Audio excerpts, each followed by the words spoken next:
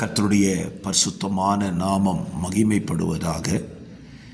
ஆசீர்வாதமான ஒரு நல்ல காலை வேளையிலையும் அனுதின மன்னா என்கிற வேத தியானத்தினால் உங்களை சந்திப்பதில் மிகுந்த சந்தோஷம்.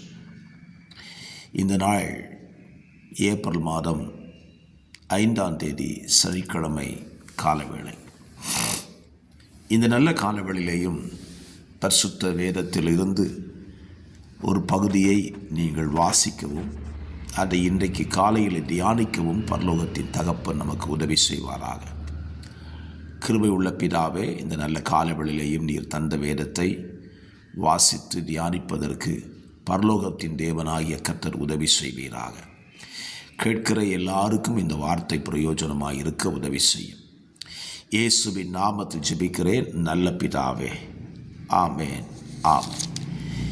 இன்றைக்கான தியான அதிகாரம் லேவியராகமம் 21ஆம் அதிகாரம். இதில் 24 வசனங்களை உடையதான ஒரு அதிகாரம். இந்த அதிகாரத்தில் தேவன் ஆசாரியரை குறித்து, லேவியரை குறித்து மிகப்பெரிய ஒரு பாடத்தை இங்கே எழுதி கொடுக்கிறார். ஆசாரிய ஊழியம் செய்ய வருகிறவர்களுக்கு பிரமாணம் இல்லை என்று யாரும் சொல்லிவிடக்கூடாது. ஒருவன் ஆசாரியனாய் இருக்கிறான் என்றால் அவனுக்கு பிரமாணங்கள் ஏராளம். இன்றைக்கும் இவ்வுலகத்தில் எந்த ஒரு வேலைக்கு ஒரு மனிதன் சென்றாலும் அதற்கு சில பிரமாணங்களை உலக அரசாங்கங்கள், உலக கம்பெனிகள் வகுத்து வைத்து விடுகின்றன. அந்த பிரமாணத்தின்படி தான் அவன் அந்த இடத்தில் பணிபுரிய முடியும், இல்லை என்றால் பணிபுரிய முடியாது. அதே போலதான் ஆண்டவருடைய கனமான ஊழியத்திற்கு நாம் அழைக்கப்படும் பொழுது நமக்கு சில பிரமாணங்களை கர்த்தர் வைத்திருக்கிறார். பிரமாணத்தின்படி தான் நாம் ஊழியம் செய்ய வேண்டுமே தவிர நம்முடைய இஷ்டத்துக்கு வாழ்ந்து கொண்டு இந்த ஊழியத்தை செய்ய முடியாது. ஆண்டவர் லேவி கோத்திரத்தை தன்னுடைய ஆசரிப்பு கூடார பணிக்காக தெரிந்து கொண்டிருந்தாலும் லேவி கோத்திரம் எப்படி இருக்க வேண்டும் என்பதை குறித்து இந்த அதிகாரத்தில் ஆண்டவர் எழுதி வைத்திருக்கிறார். ஸ்தோத்திரம். பாருங்கள், முதலாவது வசனத்தை நீங்கள் வாசித்தீங்கன்னா, ஸ்தோத்திரம், தன் ஜனத்தாரில் இறந்து போன யார் ஒருவருக்காக தங்களை தீட்டுப்படுத்தலாகாது என்று அவர்களோடு சொல் என்றார்.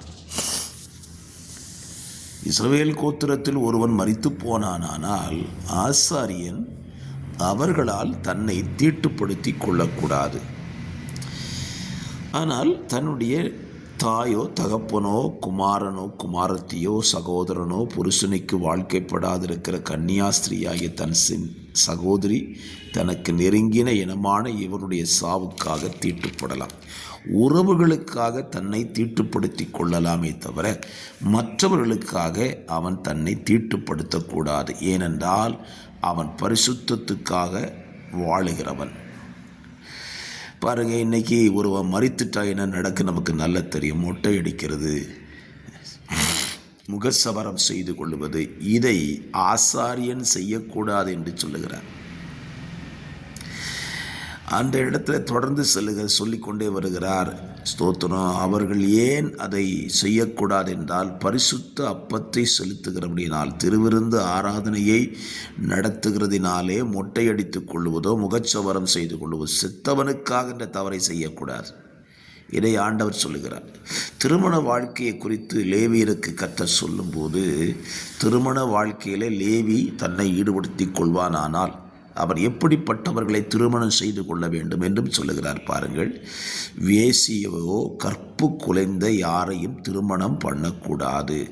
உன் தகப்பனாலே தள்ளப்பட்ட ஸ்திரீயையும் விவாகம் பண்ணக்கூடாது. காரணம், நீ பரிசுத்த அப்பம் செலுத்துகிறவன். ஆண்டவர் திரும்ப திரும்ப இந்த அதிகாரத்தில் இந்த வார்த்தையை பயன்படுத்துகிறார். பரிசுத்த அப்பம் செலுத்துகிறவன் தன் சரீரத்தை அசுசிப்படுத்தி கொள்ள கூடாது. ஆசாரியனுடைய குமாரத்தை வேசித்தனம் பண்ணி தன்னை பரிசுத்த குலைச்சலாக்கினால் அவள் தன் தகப்பனையும் பரிசுத்த குலைச்சகராக்குகிறாள். பாருங்க, தன்னை பரிசுத்தமாக காத்துக்கொள்ள சொல்கிறாரு, தன் குடும்பத்தை பரிசுத்தமாய் காத்துக்கொள்ள சொல்லுகிறார். ஸ்தோத்திரம். செத்தவனுக்காக தன் வஸ்திரங்களை என்ன செய்யக்கூடாது, கிழித்து கொள்ளக்கூடாது. பிரேதத்தினால் தன்னை தீட்டுப்படுத்தக்கூடாது. அபிஷேகம் அவன் தலை மேலே இருக்குன்னு சொல்கிறாரு. ஸ்தோத்திரம். 13ஆம் வசனத்தை நீங்கள் பார்த்துட்டிங்கன்னா, அவன் திருமணம் பண்ண வேண்டியது கன்னியாக இருக்கிற பெண்ணை தான் அவன் திருமணம் பண்ண வேண்டும். ஸ்தோத்திரம். எவ்வளோ தெளிவாக சொல்கிறார் பாருங்க. ஸ்தோத்திரம். விதவையையோ தள்ளப்பட்டவளையோ கற்பு குழந்தைகளையோ வேசியையோ விவாகம் பண்ணாமல் தன் ஜனங்களுக்குள்ளே ஒரு கன்னிகையை விவாகம் பண்ண கடவன். தனக்கு தேவன் கொடுத்திருக்கிறதான பரிசுத்த வித்தை பரிசுத்த குலைச்சலாக்கக்கூடாது என்று ஆண்டவர் தெளிவாய் சொல்லுகிறார். கர்த்தருடைய பரிசுத்த நாமம் மகிமைப்படுவதாக. அதே விதத்தில் ஆசாரிய ஊழியத்துக்கு வருகிறவன் எப்படி இருக்க வேண்டுமா பாருங்கள். அங்கவீனம் உள்ள ஒருவனும் கர்த்தருடைய அப்பத்தை செலுத்தும்படி சேரக்கூடாது. ஸ்தோத்திரம். குருடனோ சப்பானியோ ஸ்தோத்திரம் குறுகின அல்லது நீண்ட அவயவம் உடையவனோ கால் உடிந்தவனோ கை உடிந்தவனோ கூணனோ குள்ளனோ பூவிழுந்த கண்ணனோ சொரியனோ அசர் உள்ளவனோ விதை நசுங்கினவனோ அணுகலாகாது. அப்படியானால் ஆசாரிய ஊழியத்துக்கு வருகிறவர்கள் மிகுந்த கவனமாக இருக்க வேண்டுமே.